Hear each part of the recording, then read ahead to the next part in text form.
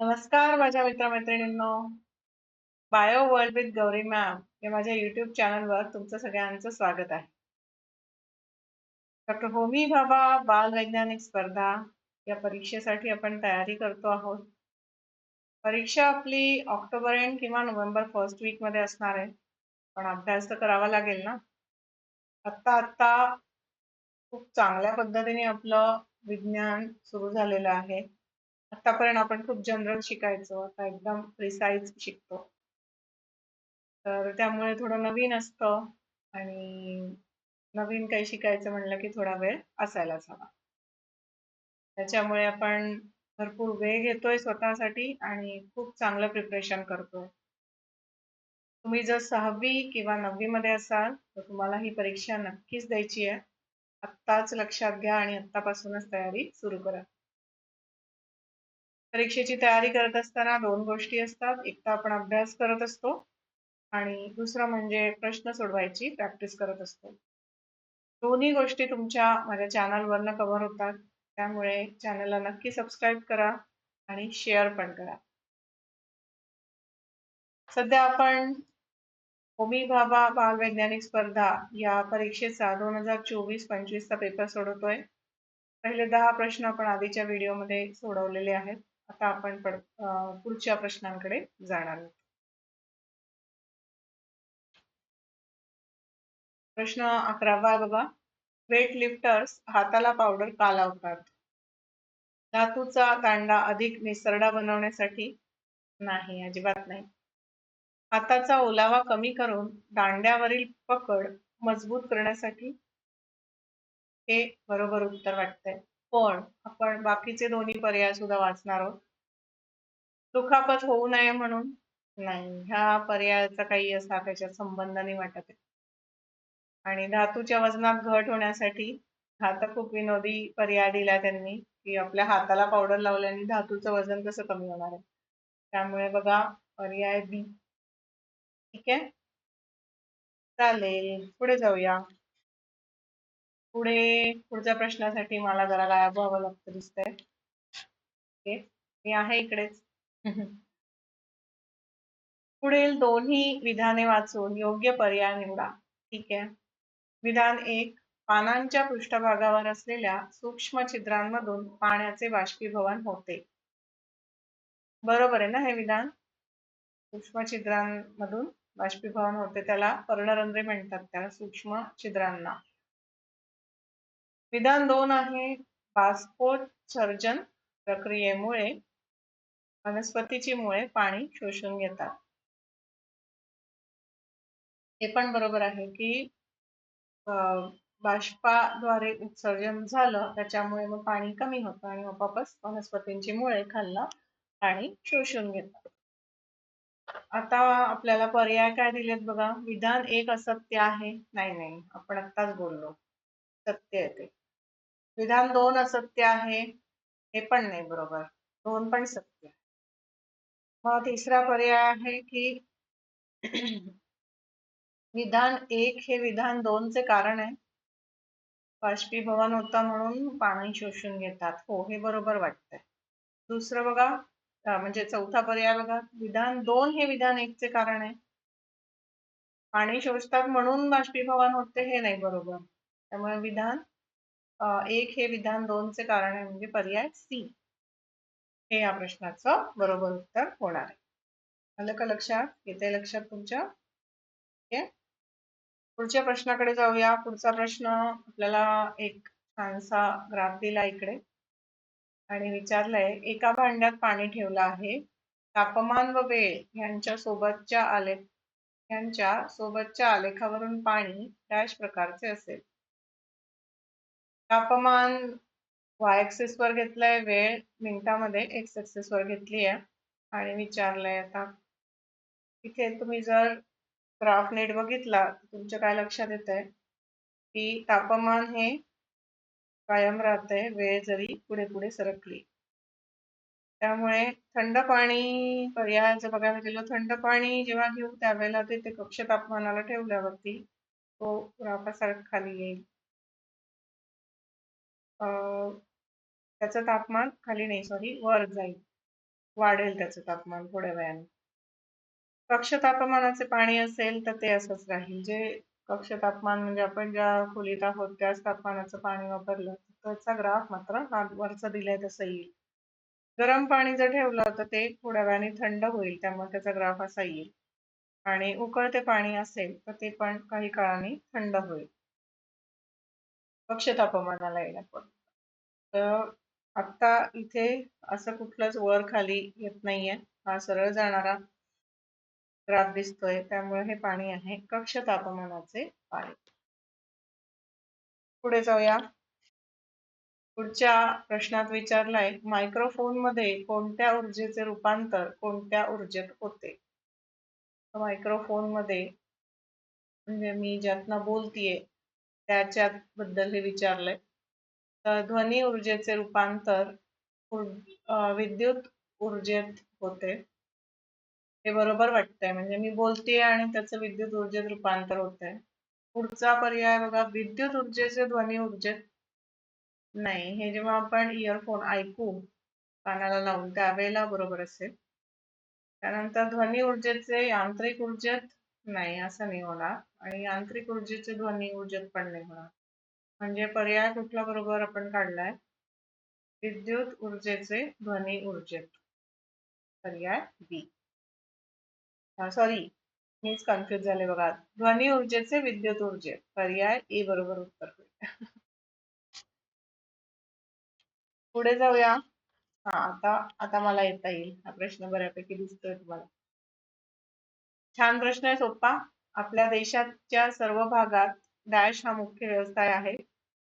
कारखानदारी नाही, शेती हो, हातमाग नाही आणि खानपान किंवा कॅटरिंग पण नाही.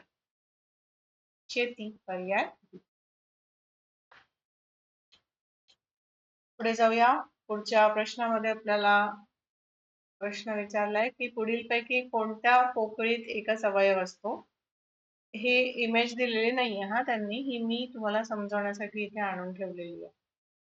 प्रश्न एवढाच आहे की पुढीलपैकी कोणत्या पोकळीत एकच अवयव असतो. तर त्यामध्ये उदर पोकळी, शिरो पोकळी, वक्ष पोकळी आणि कटी पोकळी असे 4 पर्याय आहेत. तर या शरीरातल्या पोकळ्या दिसतायत आपल्याला. महाराष्ट्र स्टेट बोर्डच्या पुस्तकातनं ही आकृती मी घेतली आहे. त्यामध्ये शिरो पोकळी जेव्हा बघतोय त्यावेळेला तिथे मेंदू हा एकच अवयव आहे. पक्ष पोकळी जेव्हा बघतोय त्यावेळेला तिथे काय काय आहे, फुफ्फुस आहेत आणि हृदय आहे. उदर पोकळीमध्ये आपली पचन संस्था, पचन संस्थेचे अवयव, तसंच किडनी म्हणजे वृक्क असे अवयव आहेत. आणि कटी पोकळीमध्ये पचन संस्थेचा शेवटचा भाग गुदद्वार, तसंच आपल्या उत्सर्जन संस्थेचा भाग हे कटी पोकळीमध्ये अवयव आहेत.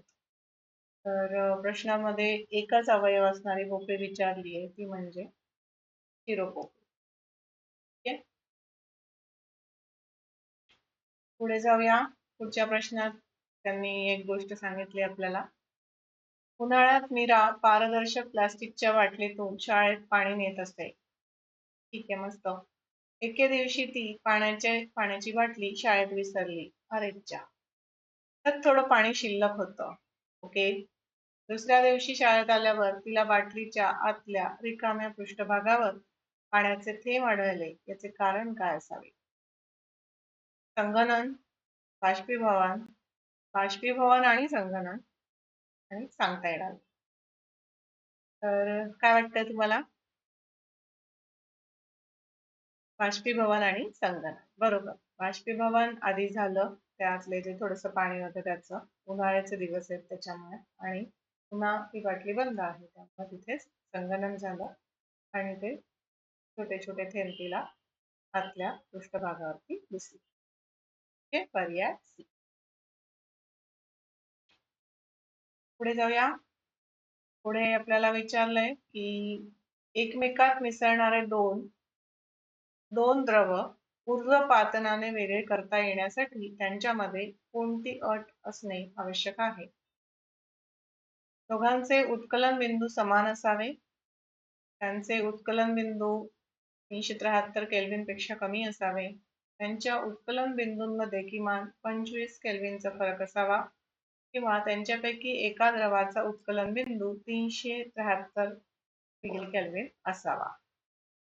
तर लक्षात घ्या, दोन द्रव पदार्थ ऊर्ध्वपातनाने आपल्याला वेगळे करायचे आहे. त्यावेळेला एक पदार्थाचं उत्कलन बिंदू त्यांनी गाठला, त्याचं उत्कलन झालं, तो आपल्याला दुसऱ्या चंचुपात्रात मिळाला. त्यानंतर काही वेळाने दुसऱ्याने त्याच्या उत्कलन बिंदूपर्यंत पोहोचणं अपेक्षित आहे, म्हणजेच आपल्याला ते वेगळे करता येतील. येतंय लक्षात? तर ह्यासाठी दोन उत्कलन बिंदूंमध्ये कमीत कमी 25 केल्विनचं अंतर असायला हवं. पर्याय सी.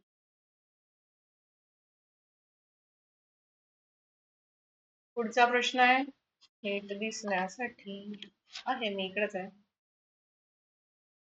पुढचा प्रश्न आहे, लोखंडाच्या क्षरणाचा अभ्यास करण्याच्या एका प्रयोगात लोखंडाचा खिळा आकृतीत दाखवल्याप्रमाणे वेगवेगळ्या माध्यमात ठेवला आहे. होय. सर्व परीक्षा नळ्या हवाबंद केल्या आणि काही आठवडे तशाच ठेवल्या. त्यानंतर त्यांचे निरीक्षण केल्यास लोखंडाचे सर्वात जास्त क्षरण झालेली परीक्षा नळी ते लोखंडाचे सर्वात कमी क्षरण झालेली परीक्षा नळी असा योग्य क्रम लावा. पहिल्या परीक्षा नळीमध्ये बघा, हवा आहे, लोखंडाचा तुकडा सगळ्यात ठेवलाय. पहिल्यात फक्त हवा आहे. दुसऱ्या ह्याच्यात पाणी आहे. तिसऱ्या ह्याच्यात आम्ल आहे. चौथ्या ह्याच्यात पाणी आहे, पण जो तुकडा आहे तो तैल रंगाने रंगवलेला आहे. हा फरक. तर इथे आपल्याला असं दिसून येईल की आम्ल हे क्षरणाला खूप सपोर्ट करतं. म्हणजे आम्लामध्ये जर लोखंडाचा तुकडा ठेवला तर त्याचं क्षरण पटकन होतं. त्यामुळे 3 हे सगळ्यात पहिल्यांदा येईल. ते ए आणि सी मध्ये, ए आणि डी नाही, ए आणि सी मध्ये दिसतंय, सॉरी. मग त्यानंतर क्षरण होईल ते पाण्यामध्ये ठेवलेल्या लोखंडाच्या तुकड्याचं, म्हणजे 2 नंबरच्या, म्हणजे पर्याय ए. त्यानंतर 1 नंबर बरोबर आहे. हवेमध्ये आर्द्रता पण असेल, जो पाण्याचा सोर्स आहे, ऑक्सिजन पण असेल, तर हे क्षरणाला कारणीभूत होती. आणि सगळ्यात शेवटी चौथं, म्हणजे जवळपास तिथे होणारच नाही क्षरण, कारण तो रंगवलेला तुकडा आहे. तर पर्याय ए या प्रश्नाचं बरोबर उत्तर होत आहे. पुढे जाऊया. पुढच्या प्रश्नात आपल्याला त्यांनी दिलंय, पचन क्रियेच्या पुढील पायऱ्या योग्य क्रमाने लावा व त्यानुसार पर्याय निवडा. म्हणजे पहिलं काय स्टेटमेंट दिसतंय आपल्याला, की पचन झालेल्या अन्नाचे लहान आतड्यात शोषण होणे, तोंडात अन्नाचे लहान तुकडे होणे, जठरात अन्नाचे रासायनिक पृथक्करण होणे आणि न पचलेला अन्नाचा भाग मोठ्या आतड्याद्वारे बाहेर टाकला जाणे. तर नक्कीच पचनाची सुरुवात तोंडापासून होते, आपण नेहमी शिकतो. त्यामुळे 2 सगळ्यात पहिल्यांदा येईल. तर 2, 1 आणि ए आणि बी पर्यायामध्ये दिसतंय. म्हणजे तोंडात अन्नाचे लहान तुकडे होणे हे सगळ्यात पहिले. त्यानंतर काय होतं, जठरात अन्नाचे रासायनिक पृथक्करण होणे हे होणार. त्यानंतर होणार पचन झालेल्या अन्नाचे लहान आतड्यात शोषण होईल आणि मग न पचलेला भाग जो आहे तो मोठ्या आतड्याद्वारे बाहेर टाकला, म्हणजे पर्याय ए. ठीक आहे, येतंय लक्षात? मुलांनो, नेहमी लक्षात घ्या, तुमच्याकडे तिथे भरपूर वेळ असणार आहे, त्यामुळे घाई करायची नाहीये. एक एक गोष्ट नीट वाचायची आहे, एक एक पर्याय, एक एक विधान नीट वाचायचं आहे आणि त्या पद्धतीने उत्तरापर्यंत पोहोचायचं. काही लक्षात? आणि हे सगळं लक्षात ठेवून करण्यापेक्षा हे सगळं प्रॅक्टिसनी होईल, आणि यासाठी आपल्याला लवकर तयारी सुरू करायची आहे. मी आत्ता मे महिना चालू आहे, आत्तापासूनच कशाला एवढी तयारी करते, यासाठी की मुलांना तशी सवय लागायला. विचार करून त्याला नक्की कुठलं उत्तर टिक करायचं हे लक्षात आलं पाहिजे. हे सगळे सोर्स क्रेडिट्स आहेत. जी इमेजेस मी घेतलेल्या आहेत त्याचं इथे वेब ॲड्रेस दिला आहे. शिवाय मेनका पब्लिकेशन मधनं मी काही गोष्टी रेफर केलेल्या आहेत, आणि महाराष्ट्र स्टेट बोर्डचं जे जनरल सायन्सचं टेक्स्टबुक आहे त्यातून मी बऱ्याचशा गोष्टी रेफर केलेल्या. मराठी माध्यम. ओके, चालेल. मग आता इथे थांबूया आणि पुढचे प्रश्न आपण पुढच्या व्हिडिओमध्ये सॉल्व्ह करूया. टाटा.